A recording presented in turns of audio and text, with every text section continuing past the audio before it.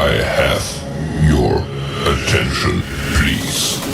The show starts in 10, 9, 8, 7, 6, 5, 4, 3, 2, 1, go. Hey there everyone, welcome back to the Simon Says Home Assistant live stream today. Been a while, I think it's been 3 weeks since the last live stream, so it's fantastic to be back on board, have a chat with you all again. Now today's couple of things we're going to chat about. First of all, welcome to everyone. We want to hear what's going on with your smart home journey. Just having a look around at the moment, seems like a lot of people are talking about Meta. Seems like Meta has all of a sudden just taken the platform.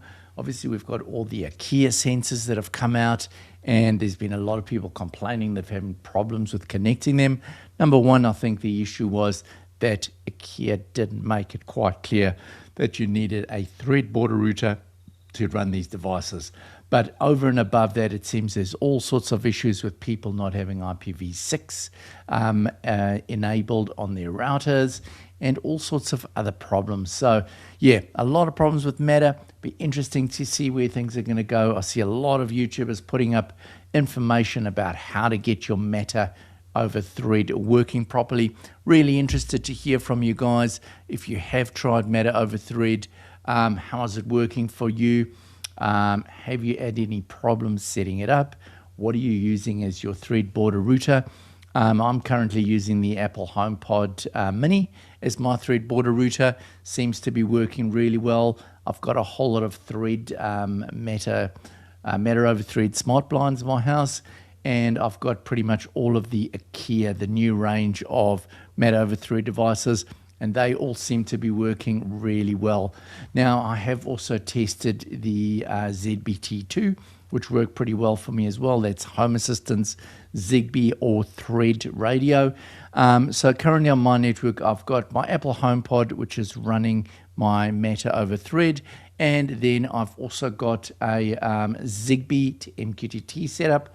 I'm running that with a Sonoff, just a standard USB dongle. I think it's a P type. And then I've got another dongle, which is a Sonoff Max, which is running my ZHA Zigbee network, because I find it's really good for testing to have both of the networks available so that I can see what's going on out there. Now, I see that 2026.3 has launched a week or so ago, came out on the beta testing platform, and yeah, I hit the upgrade immediately as I normally do, much to obviously some problems. Currently I've got a problem with my actually showing my temperature and controlling of my Panasonic air conditioning units. I've got two Panasonic air conditioning units.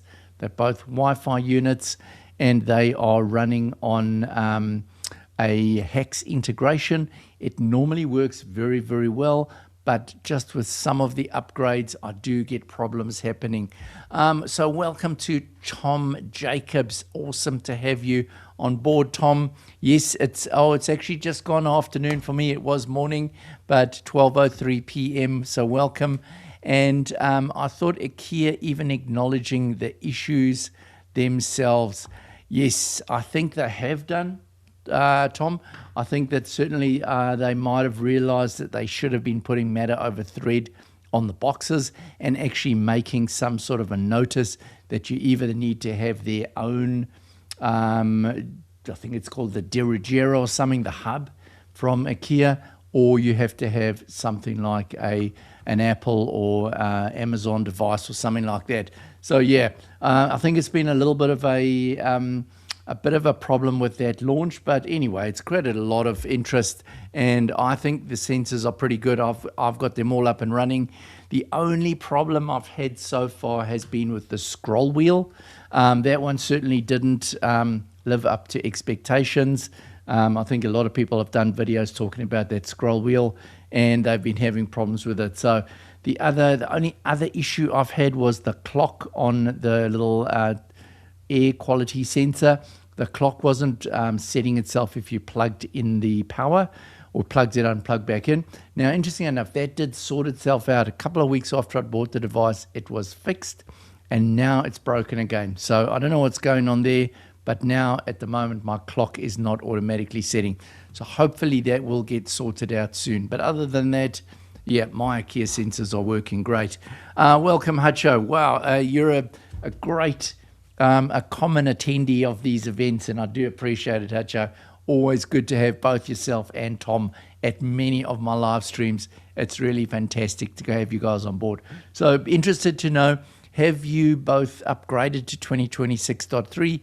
If so, what are you using of the new things that are coming out there?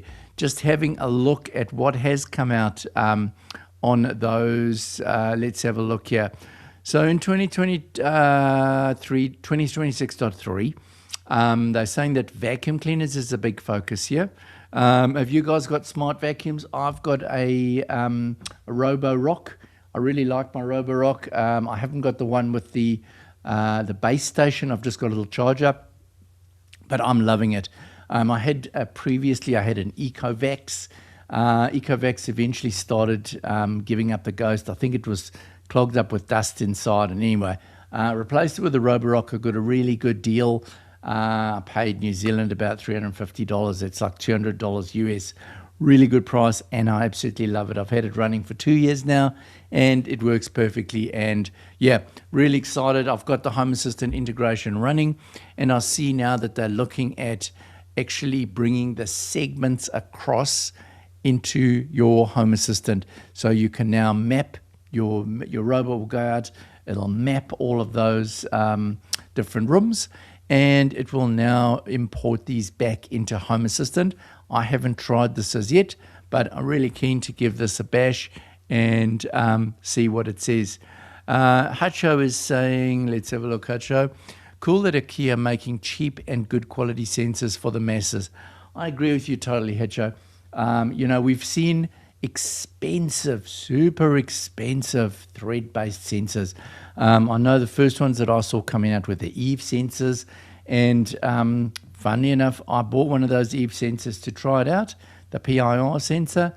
Super expensive, and to tell the truth, didn't really work for me. I did a review on my channel, and it really was, maybe I had something wrong in the setup, but yeah, I had a lot of problems with it, and honestly, the money was crazy. So I agree with you. It's about time we've got good quality sensors that are cheap.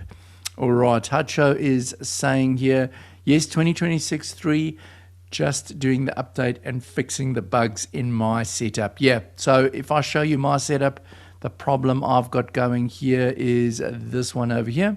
You can see these are my two heat pumps, bedroom and lounge. As you can see, they've just gone totally unavailable, and this is a bit of a pain. It does happen from time to time with the upgrades. Hopefully it'll be sorted soon and they'll come back on, because I really rely on this Home Assistant integration. So yeah, it's a bit of a pain when it's not working, but hopefully it'll be back up and running soon.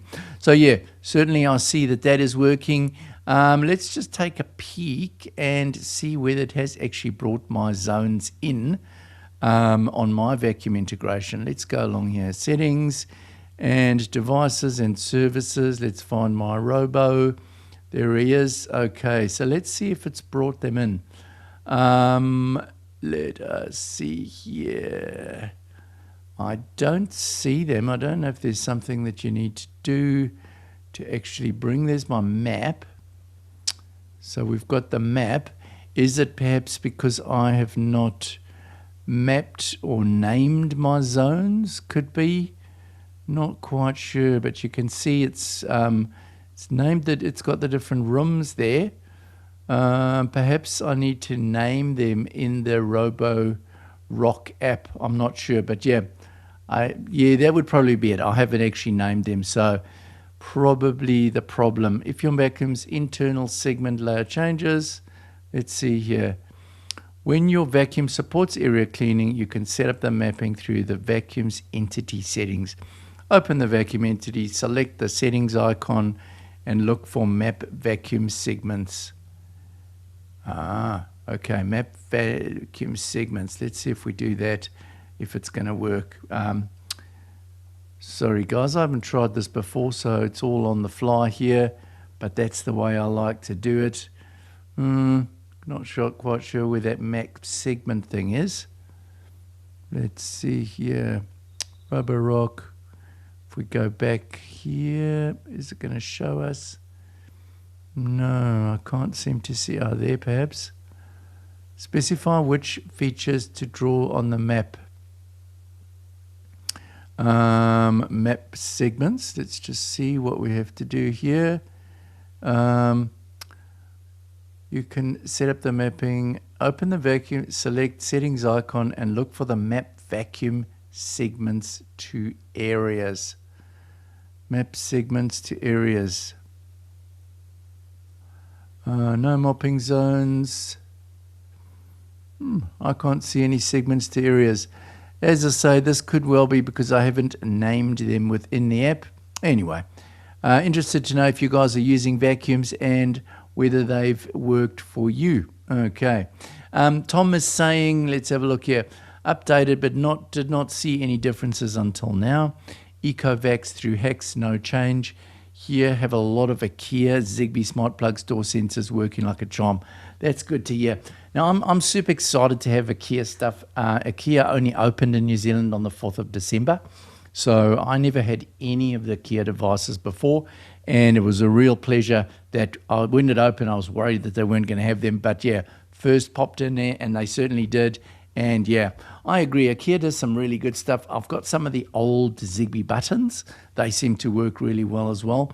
So yeah, exciting to see all the Zigbee stuff coming on board there. Okay, paving the way for voice. So what they're saying is that with the next update or one in the future, you're going to be able to say, go and clean the kitchen, which sounds pretty cool.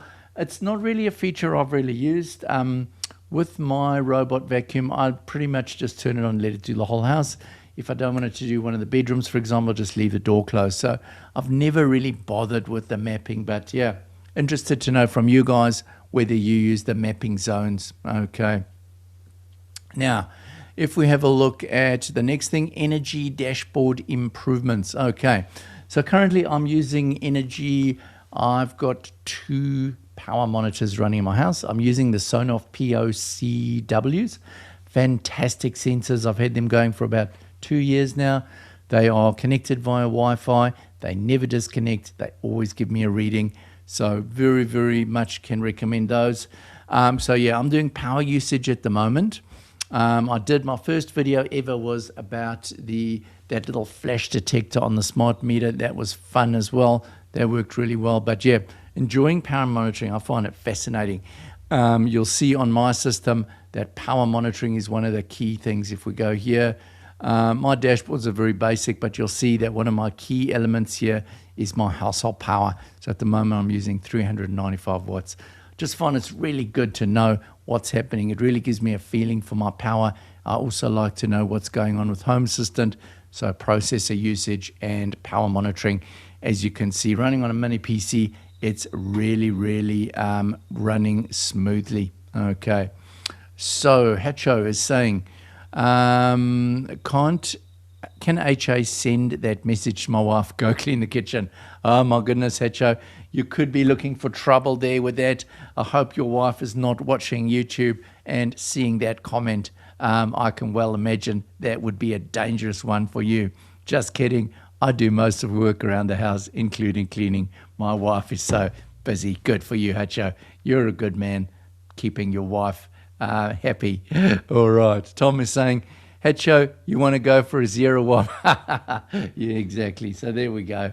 A bit of fun there. I always enjoy a bit of a laugh. Okay, so energy improvements, dashboards. So gas flow rate.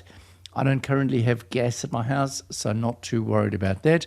But water flow rate is something that I'm definitely interested in measuring. Do you guys measure water? I don't know if you've seen the droplet Droplets looks like a really, really cool device.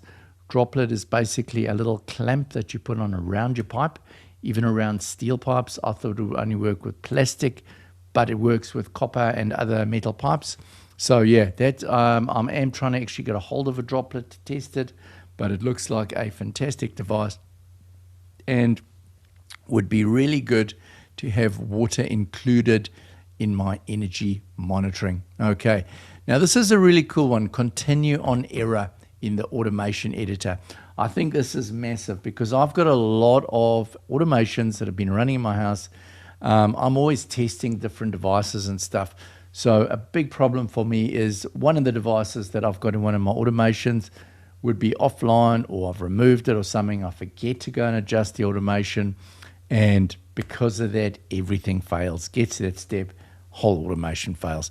So what we can do now is we can go in the automation and we can select this continue on error section.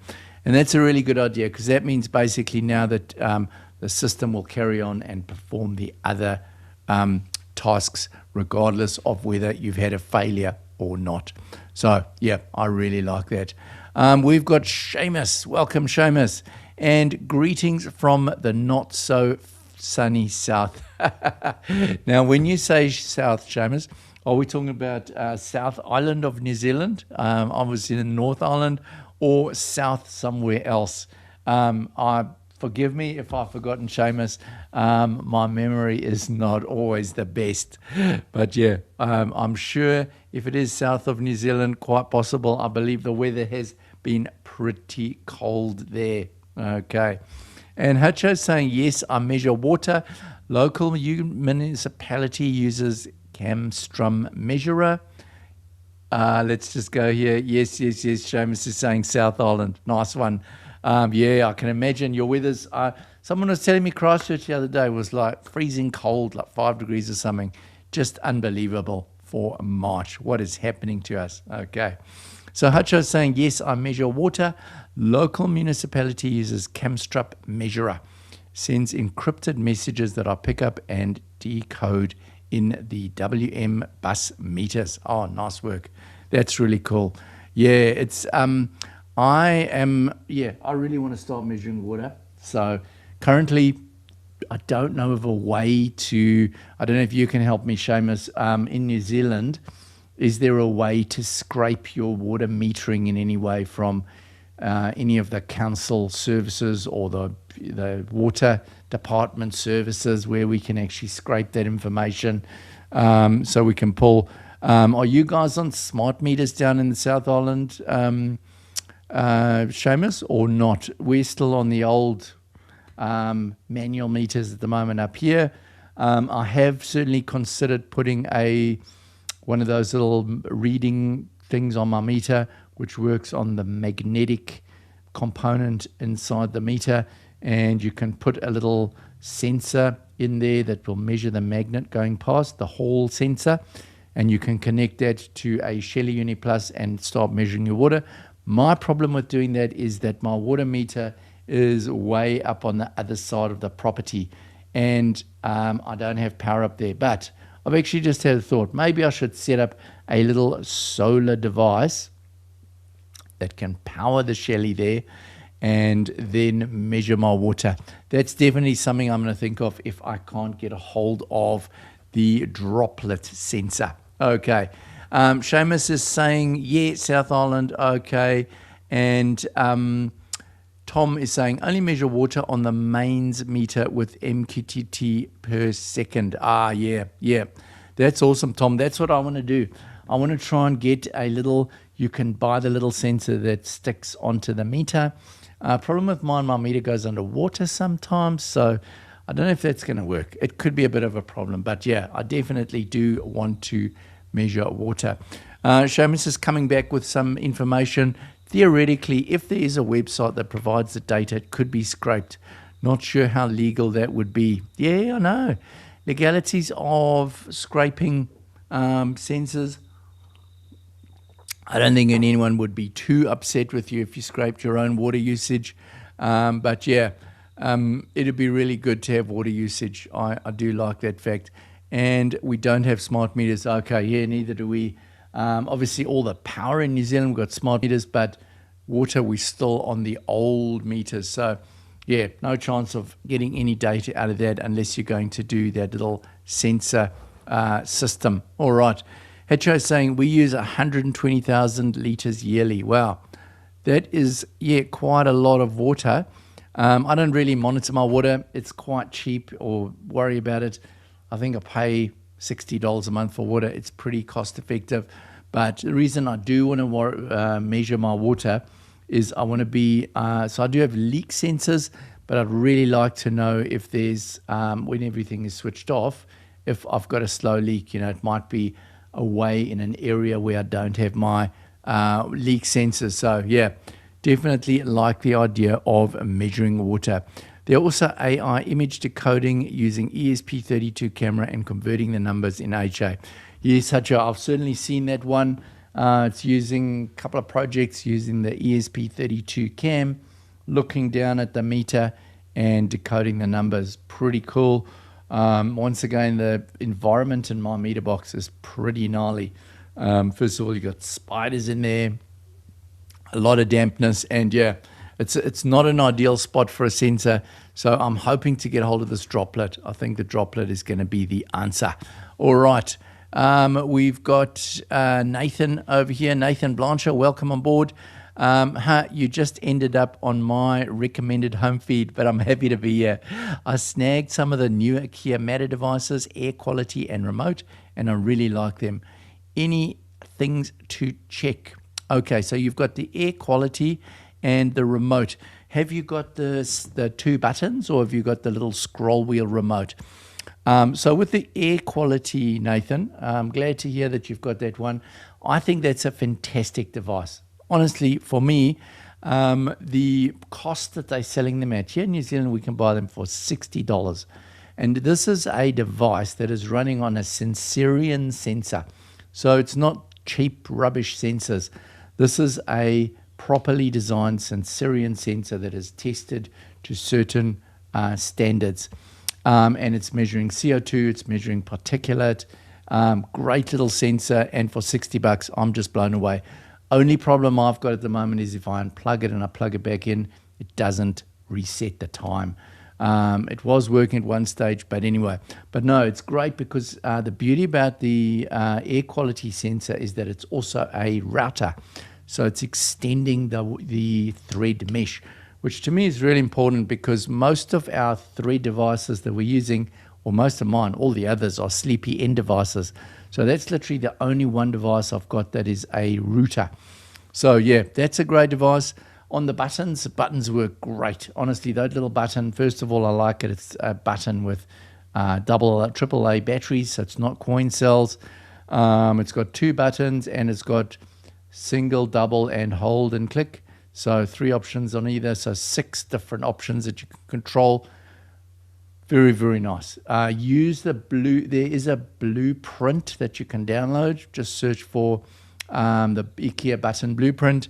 That's a big help. It makes it a lot easier to create your automations.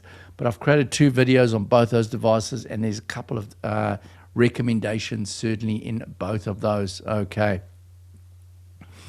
Hacho is saying our local meters are opened to the customers. We get the encrypted files and passwords. Wow, aren't you lucky? Yeah, we don't get that over here. Well, first of all, we're still on manual meters, so we wouldn't get the data. But yeah, hopefully they're going to upgrade the meters at some stage. We'll see what's going to happen, eh? Seamus is saying we don't pay for water in the south. Oh, you guys are lucky, eh? Wow, I know Wellington is the same. Up in Auckland here, we have to pay for water. But when you say you don't pay for water, is that no wastewater, nothing? Wow, very, very lucky. And yeah, I don't know what the rates are like down there, but yeah, that's fantastic for you guys, I must admit. I suppose then the only reason for measuring your water consumption would be to see if there's a slow leak somewhere. Definitely something worth looking at. Tom is saying, just looked it up. My water meter is part of the Home Wizard setup. Power equals smart on P1, water equals reading analog meter from measurement from the mains. My water meter is part of the Home Wizard setup. Okay, interesting. So you guys have also got smart water meters then. Yeah, hopefully we're going to get smart water meters here soon in NZ. Be a big job, though, to be upgrading all those, I must admit. We need the IKEA matter over thread bulbs for building. Yes, exactly, Seamus. No bulbs yet. I wonder when the bulbs are coming. Actually, I did hear someone saying that in April they're bringing out a whole lot more smart devices at our Auckland IKEA. So I think that's when we're going to get them. I'm pretty sure they're going to bring the bulbs then and the hub. I'm not too worried about the hub, but the bulbs are a massive benefit. As you say, you can put a couple of them around the house. They're going to beef up your thread network and have it working really well. Now, it's interesting. I was watching a video this morning from Bearded Tinker, someone that I really respect in the home assistant community, and he was talking about IPv6. Now, IPv6 to me is a bit of a mystery. I've heard from everyone that you need to turn on IPv6 to get your thread on working. Now, funny enough, I turned my IPv6 on and then my thread didn't work. Turn it back off and now my thread border route is working fine. So I'm a little bit confused about IPv6. I don't know what's going on my network and what the reason for that is. But anyway, it is what it is. I'll learn one day. Our meters show pressure, temperature, and have leak alarm for small. Wow, you guys are lucky. That's fantastic. I know I think our new homes that are being built now have got smart meters, because I did hear about another property where council actually detected a slow leak. So yeah, they are coming, certainly to new builds, but currently not. And what a pleasure to have a leak alarm for slow leaks. I know that I've got a slow leak here in my toilet. I can hear it every so often pulling more water in. So something that I have to fix over here. Nathan is saying 2-button remote. I'm impressed by the range on the Thread network. I only have the 2 devices on Thread, but no issues with range. Thanks for the blueprint recommendation. Cheers from the US. Oh, only a pleasure, Nathan. That's what we're all here for, is to help each other. And only too happy if I can make recommendations about stuff that I'm learning. Just to give you guys a bit of a clue, a lot of the guys that are talking about Home Assistant are IT gurus. They do it for work. I have got nothing to do with IT in my work. I'm not a trained IT technician by any means. Everything that I'm doing is self-taught from YouTube University. So yeah, that's the goal of my channel, is to try and dumb down the sort of real geeky stuff so that average people can understand how it works and use it. So anyway, that's my goal. Tom is saying, nope, no smart, just an analog measurement, and Home Wizard is reading the fast-moving circle on the mains. Okay. So you've got the little, you've got a Home Wizard. Let's check out this Home Wizard. I haven't heard of Home Wizard. Let's check here. Home Wizard. Let us see. Home Wizard Energy. Let's have a look what's going to come up. Home Wizard helps you understand and save. Track your home's energy consumption. Oh, this looks very interesting. Home Wizard. Get to the bottom of your water consumption. Wow, thank you for telling me about this. I have never seen this before. Provide yourself with true insight, live monitoring of your electrical, solar, but this is what I'm interested in, the water one. Insight with water consumption. Okay.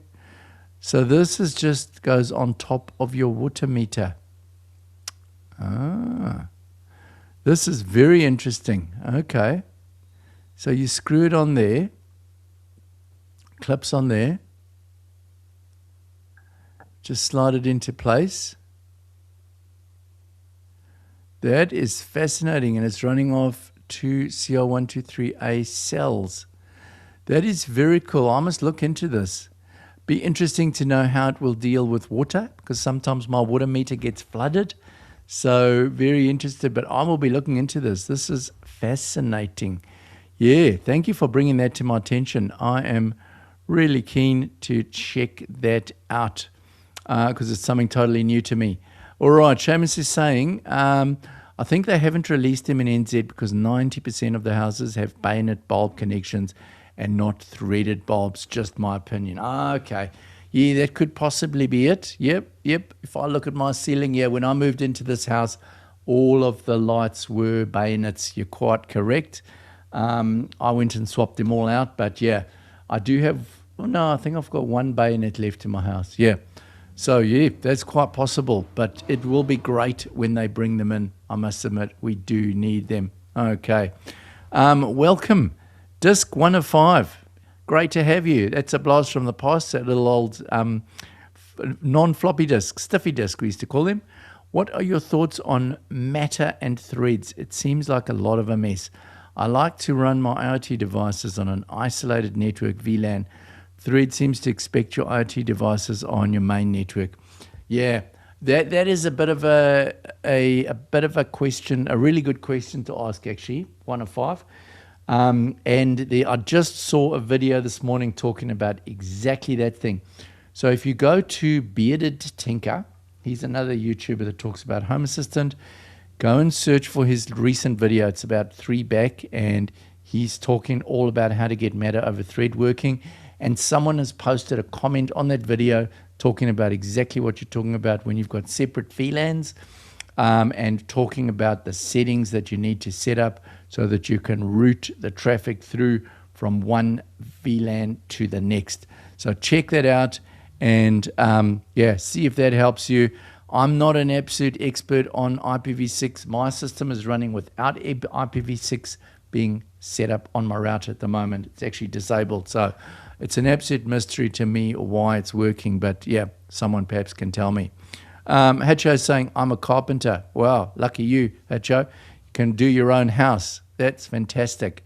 I wish I knew carpentry. I work in the construction industry, but I'm by far means not a carpenter. Welcome, Mr. Super Sidewinder. Always great to have you on board, mate. A pleasure and so happy that you could make it today. Okay. Hacho is saying, wow, that home wizard is cool. I agree. It's the first time I'd ever seen that, Hacho. I pretty much sometimes think I've seen everything, but it's so great when someone brings up something new that I haven't seen, which is especially something cool like that. Okay. Nathan is saying, correct me if I'm wrong, but Thread devices would only need the border router device or hub to be connected to the home network to be seen, right? So it'd be separate but connected in that case. Now, Nathan, I don't know because, as I say, I'm not the expert. Let's go along and find this video and show you guys what I'm talking about, because I'm sure it's going to be of huge help to everyone. I'm going to make this screen big and I'm going to go and I'm going to find that for you. Okay, so let's go along here and let's search up for Bearded Tinker. Bearded Tinker, there he is. Okay, let's go to Bearded Tinker, and we'll find the video which talks about let's see here, Matter over Thread. Okay, all right, so this is the video. Fix your IPv6 for Matter and Thread. And if we look at the comments down here, let's just see there. Oh, let's see what he says. He hasn't responded yet. Okay. Network layer. All right, spot on. The network layer is almost always the issue. Here we go. Just a quick extra detail, by the way. For setups with VLANs, if Home Assistant or the border router and your devices are on different subnets, basic IPv6 routing isn't enough. You absolutely need an MDNS repeater configured for IPv6 multicast. Whether you use Unify or an advanced firewall like OpenSense, if this UPD traffic drops between VLANs, Matter commissioning will silently fail. So there we go. I hope that gives you some information about it. That's what I'm led to believe. It's way above my head, I must admit. I am in very early days of understanding IPv6 and all of this. So I hope that does help someone out there. All right. Back to you, Seamus. In my opinion, there's no issue with Matter over Thread for the 90% of users that have a single system, Alexa, Apple Home, etc. It's only us smart home nerds that seem to have the issues. Yeah, could well be. I'm halfway between a smart home nerd and a beginner. So yeah, I'm trapped in the middle of all of this going on. All right. Us with our multi-thread networks, multi-management setups seem to be the ones with issues. Also, Home Assistant uses its own bespoke thread implementation, which they even admit is in beta. Yes, Seamus, you're quite correct. Home Assistant has made it quite clear, if you read their documentation, that Thread is still in a beta mode. So yeah, that is definitely could well be one of the problems at the moment, that Home Assistant, when you're using Thread with Home Assistant, it's in beta, and maybe that's why we're having problems. Yes, and perhaps if you're just doing like Apple HomeKit or Apple Home, as I'm told, I was told off for saying HomeKit the other day. Apple Home, if you're doing Apple Home, perhaps it's fine, or Amazon or Google Home or whatever it is, maybe it is fine. Personally, I've got my Apple HomePod Mini, but I'm using Home Assistant to commission the devices, and they're all working well at the moment, although my air quality sensor, Alpstugger, did fall off the other day. I recommissioned it, and it's working fine again. So yeah, up to now, I am all good. Okay, so let's see what else we've got to talk about here in the new version 2026.3. Okay, wake word detection on your Android phone. Now this looks cool. While I was waiting for the live stream to open, you guys will be impressed. So I have an Apple iPhone, and I've been told off for using Apple because apparently it's not what true geeks use and developers and stuff. So I have now gone and bought myself a cheap Android phone. I was quite amazed at this little phone. 183 New Zealand dollars for a smartphone, Samsung A07. Wow, pretty impressive what you can get these days. And it's really cool to be able to play with Home Assistant on the Android app. So yeah, I'm testing this out. I haven't got it working as yet. The wake word is set up, but I think there is a problem with my voice assistant. And I'll tell you why, what I've done. I did have my Home Assistant Nabucasa all set up, and I was using that as my remote connection for Home Assistant. Then in a recent video, I started using Tailscale, which is really cool. If you guys haven't used it, fantastic way of finding tunneling through your to your internet at home so you can do remote access for free. So in that process, I've disabled Nabucasa, and I think that's messed up my voice assistant. So yeah, hoping to try this soon because I think it's pretty cool, and I quite like the idea of having my phone as my voice assistant because it's always with me. You don't always have your phone. I mean, you're not always in the room that's got your voice assistant. So I do really like that idea of having that working for me like that. All right, so let's get to the next point. Okay, battery usage. All right, so they're saying, yeah, it will obviously use up more battery. So you might want to automate when the start and stop of the wake word detection is happening. Fair enough, yeah. You don't want to be really just wasting your batteries all the time. Now, integrations. So yeah, pretty short number of new features, but as Home Assistant has said, they put out a massive one last month. Okay, so interesting to see what new integrations we've got here. A lot of them are seeming to be at the moment around either smart solar systems, so inverters, battery management systems, solar power management systems, or smart car charging systems. These seem to be the majority of the integrations that are coming through at the moment. Hegel amplifier. I'm really into home audio at the moment. I've just built up a retro hi-fi system. I've got a 30-year-old Technics amp running into some really old 90s speakers with a turntable, but I have got a streamer as well. So what's really nice is I can stream music from Music Assistant onto my Wii Ultra through my hi-fi. So yeah, good to see amplifiers now getting integrated into Home Assistant. What else have we got here? IntelliClimber. Okay, so heat pump and ventilation. Oh, that's a ventilation system. What else have we got here? OneDrive for business. Nexa. Okay, so a whole lot of new integrations. That's always cool. What are they improving? Matter is now supporting carbon monoxide alarms. That's good. HomeKit controller now exposing water level sensors. Rear-Link cameras getting more. Oh man, Rear-Link is amazing. Just such a great integration with Rear-Link cameras. Honestly, it always amazes me how many different sensors come through from Rear-Link cameras. It's just an incredible partnership between Home Assistant and Rear-Link at the moment. OpenAI, so obviously a lot of AI stuff. SwitchBot now lets you add passwords to the keypad vision devices program. That is pretty cool.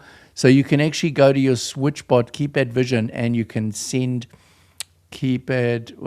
add passwords. That is great, because it's always been something with smart locks is that I've never found a smart lock where you can actually change the passwords through Home Assistant. You've always had to go to the lock itself. So that is a cool feature that they've brought out now with the SwitchBot Vision Pro. SwitchBot supports AI art frame with battery level, next previous picture, and display image showing the current picture. Okay. What I'm really looking forward to with the SwitchBot AI art frame is to be able to actually push images across to it. I think that will be super cool. I love that frame, but yeah, it'll be great when we can actually push images. Okay, let's see what you guys are saying. Tech Life and More, welcome. I'm not going to lie, I use an iPhone so that I can tinker with Home Assistant without having to tinker with my phone. I do have a cheap Android tablet that I might try wake word detection on. Oh, good on you. So you're another iPhone man. Look, I do like my iPhone, I must admit. It is a great piece of technology, but yeah, it's good to have Android at the moment so that I can test out both. And what I like about Android phones, after having used an Apple for years, is the sort of amount of control you have over it. There's so many different switches and features and things that you can actually find out and do. I do really like, and I'm having a lot of fun with it. So yeah, that is great. All right, Seamus is saying, these people are stupid. I'm a complete IT nerd, enterprise IT professional, and have written apps for web, Android and iPhone. Android is about as secure as your kitchen colander at holding water. Yeah, I know. Pretty scary, eh? Android, yeah, it certainly seems as if Android has a lot of, security inadequacies.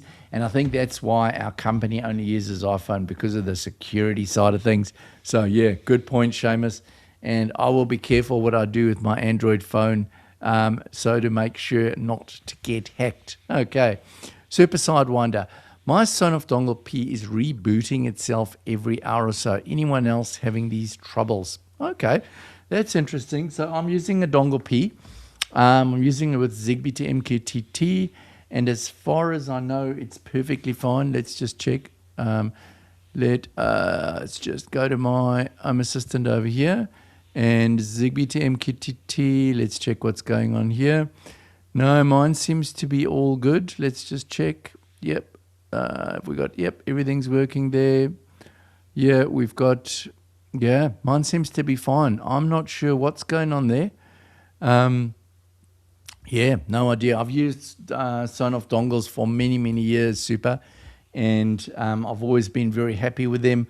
What I found was when setting up Zigbee to MQTT, I had a lot of problems. I literally thought I was being absolutely dumb and that I was never going to get it right. But I eventually figured it out through using ChatGPT to look at all my error logs, that the problem was that I had the wrong version of software on the Zigbee radio that I was using.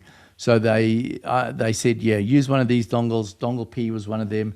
I bought it, installed it, and Zigbee to MQTT ran perfectly. So, yeah, I'm not sure what's going on there, but yeah, good luck with that, Super. Hatcho, what are you saying, Hatcho? How many Zigbee devices are you running on your Sonoff dongle? So Hecho, not many at the moment. My home automation system at my house is very much a thing of change because I'm always testing new devices.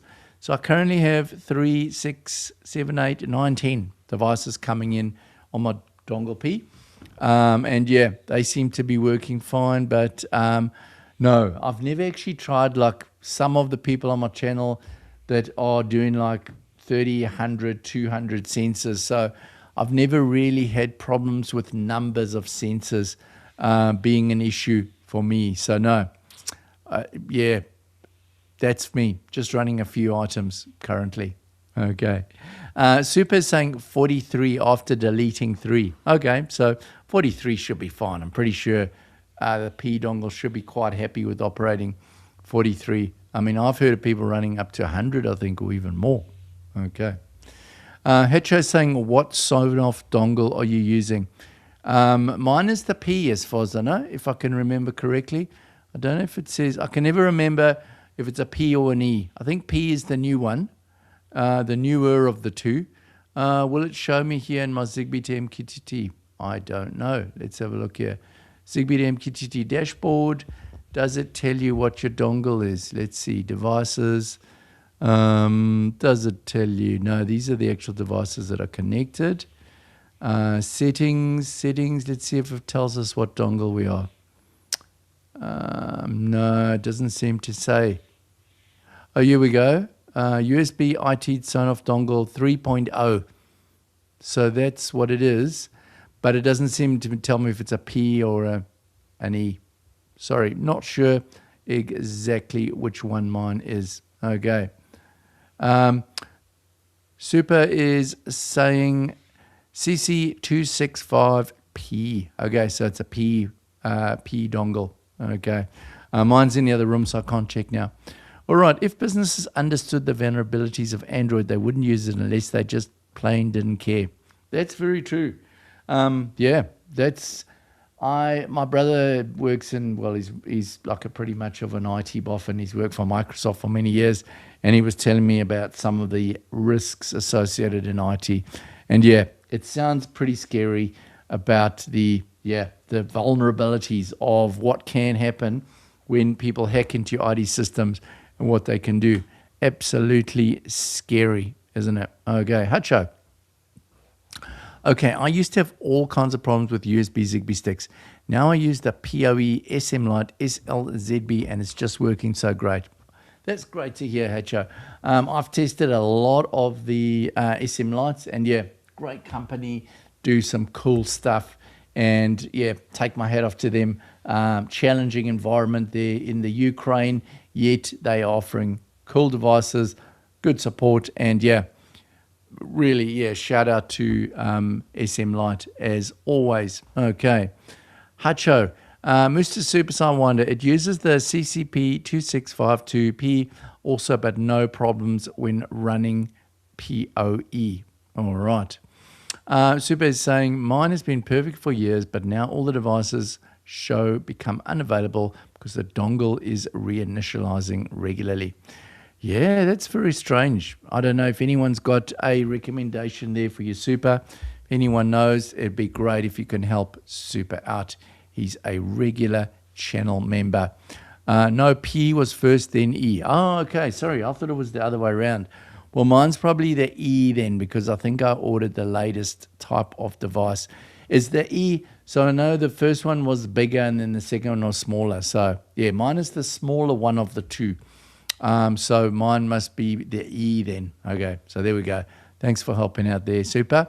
Thanks again. All right, let's go back and just have another look and see what the rest of these items are. Okay, SwitchBot Cloud, we're talking about the AI frame, Air to Water, Nanoleaf. Anyone played with Nanoleaf stuff? It's one brand. I've never tried any of the Nanoleaf devices. Uptime Kuma. Now, this is something I was interested in the other day. I saw this Uptime Kuma. Haven't tested it. I've downloaded the app, but I haven't got it working. I think you need a database and thing to connect it to. Haven't tried that as yet. Renault vehicles now have buttons. Okay. So I've got a Ford, and the Ford integration was working great. And now I see they've released a new one for the Ford. All right, Mealy. Guys on the podcast, talk a lot about Mealy, ambient weather station, weather flow, sleep IQ. Who's tried a sleep IQ bed? They sound pretty amazing. Or is it a mattress cover or what? Yep, with the cooling and the heating. Sounds really, really cool. Anthropic, Portainer, Nintendo, LG soundbar. Man, there's a lot of the integrations been upgraded. JVC projectors, Green Planet. Okay, wow. So that's pretty cool. So that is 2023.6. Okay, some integrations have been... One integration got Platinum. Let's see who's on Platinum now. So WLED, no surprise there. Xbox, okay, it's interesting. Watts Vision Plus, Ubiquity Air, Portainer, Image, HD Fury, Geos, never heard any of those. Reaching Silver, let's see, Mastodon. Okay, I'm not working with any of these. Anthropic, OpenAI. All right, so a lot of the AI stuff coming up. Now available to set up from the UI. InfluxDB, Nesalam. Okay. Matter, Z-Wave, and Zigbee have reorganized. Okay, so that's pretty much it.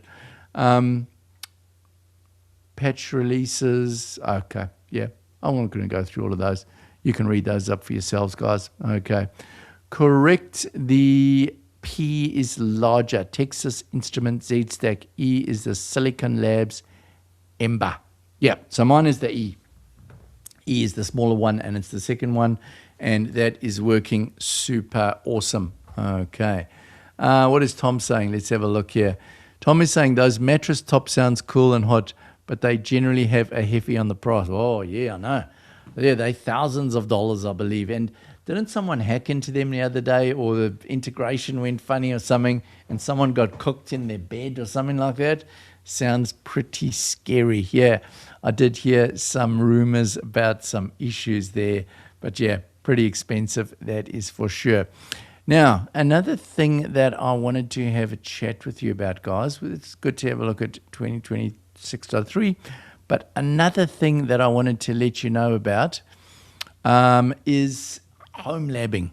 I'm sure, seeing as a lot of you guys are into IT, sure that lots of you are doing HomeLabbing. Now, my HomeLab experience has been zero. So this year I've decided to get on a bit of a HomeLab mission and start learning a little bit about networking and securing myself and doing a bit more of these good things.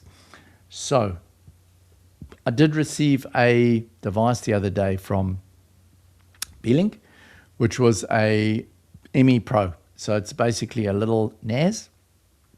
It's got an N90 processor in there. It's got 2 hard drives. And what I've done is I've loaded a version. What I've done is TrueNAS. That's what I've loaded. So I was really impressed with TrueNAS, I must admit. For an absolute IT noob, I installed TrueLab. I got it running. I created a pool, created the databases.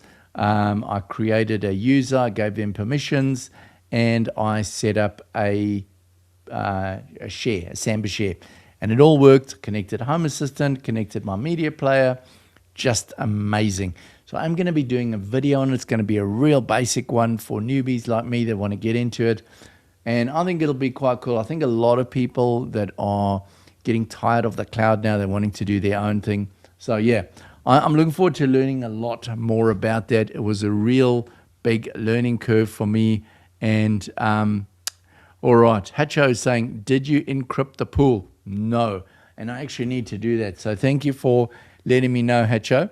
I will make sure to put that into my video when I create the video, that I need to encrypt the pool. If there's any other recommendations, they would be much appreciated, because, as I say, I know nothing about these things, and I'm learning and teaching myself from what I can see on the internet and YouTube, and it's a fun thing. I'm learning lots, but yeah, I really will appreciate any support from you guys. Awesome that you built your own NAS. Yeah, Thank you, Super. Yeah, I basically took the little device, loaded the TrueNAS. I did try a few other ones as well. I was initially playing around with Proxmox, and I managed to get Home Assistant running on Proxmox, which was pretty cool. But then I wanted to do a NAS, and I thought, no, dedicated NAS software is probably better. So I tried TrueNAS, loved it. I also tried Zima OS in that setup while I was playing with it. And Zima OS is also pretty cool, really user-friendly, easy to install. So I'm actually thinking of trying one of those Xena boards in the future, seeing what happens there. But yeah, there's just so much to learn in that segment, isn't there? You don't want to use TrueNAS for HomeLab. You don't hate yourself that much, trust me, bro. Okay, so what would you recommend, Seamus? I would appreciate your input. Yeah, please let me know what you're recommending, because I was told TrueNAS was pretty awesome.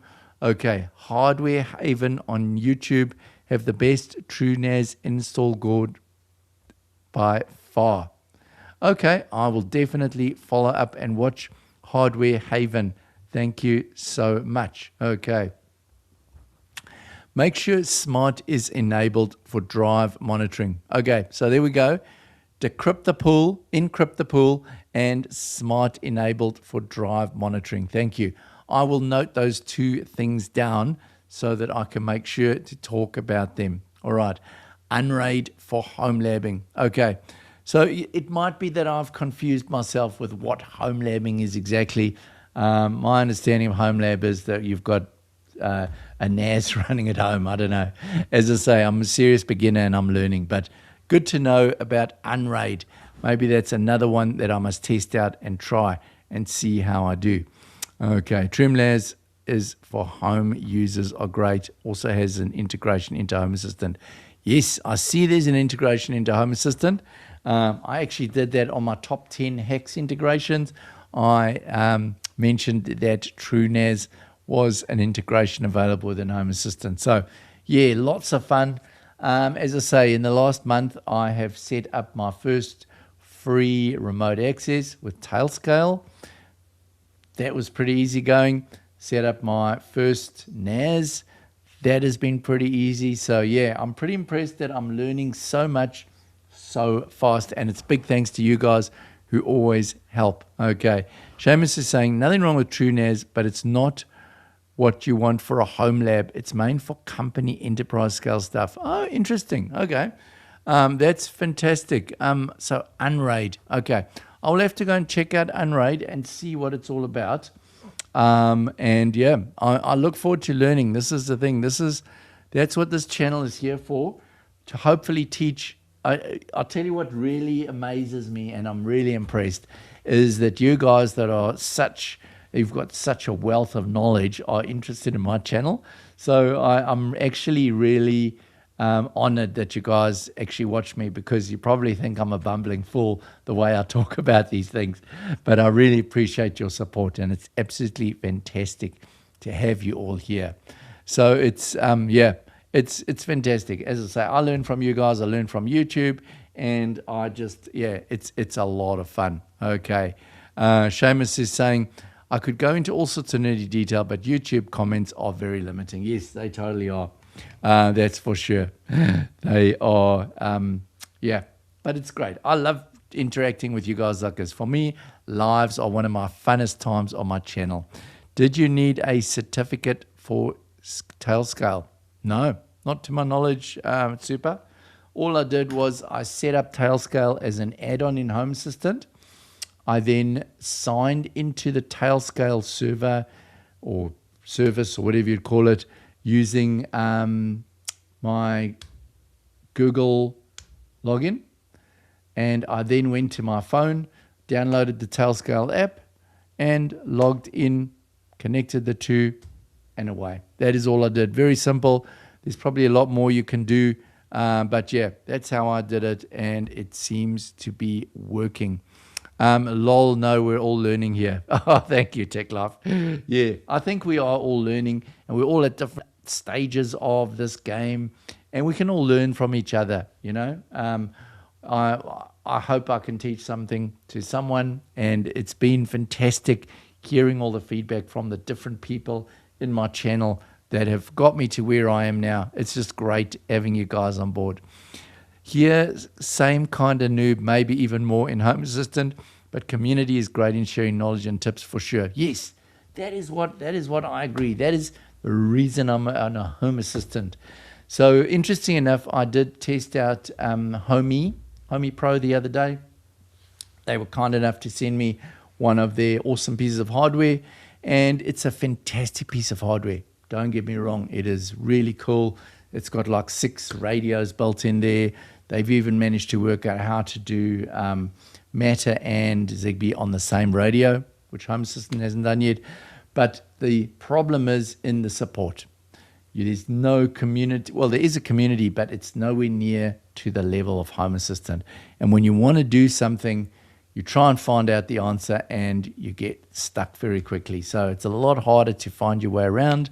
And yeah, for me, Home Assistant all the way. I like the open source nature of Home Assistant. But yeah, that is just what it showed me, is that it's our community that makes it here for us. You do, but Tailscale takes care of the certificates. You'll find they expire every few months and you have to renew them with a single click. I'm with you now, Seamus. Yes, I saw there that it says it's something like a 6-month certificate that you just renew. Yeah, so that's what it's doing it in the background. Yeah, exactly. Super is saying nice. Thank you, Super. That is why I hate certificates. They expire. Yes. Well, I agree, but I'm happy to renew a certificate every 6 months or so. Doesn't bother me. Big thing is I'm comfortable that it's secure and it's not allowing any foreign threats to come into my network. Tom is saying, I see Homey equals Home Assistant Community. Okay.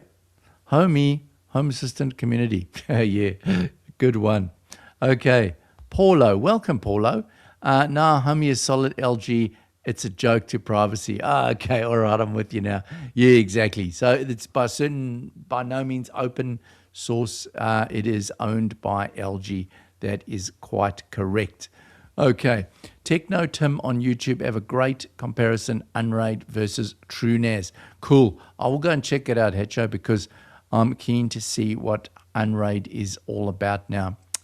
Well, guys, our hour has come to an end. I would love to carry on chatting forever, but unfortunately, I have a limitation of my voice. Seems when I talk for over an hour continuously, like as my voice gets a little bit gruff. Super saying, I used to pull 10-year certificates. Wow, that is a long time. Yeah, look, for me, this is all a learning curve. I'm about safety, making sure that my network is safe.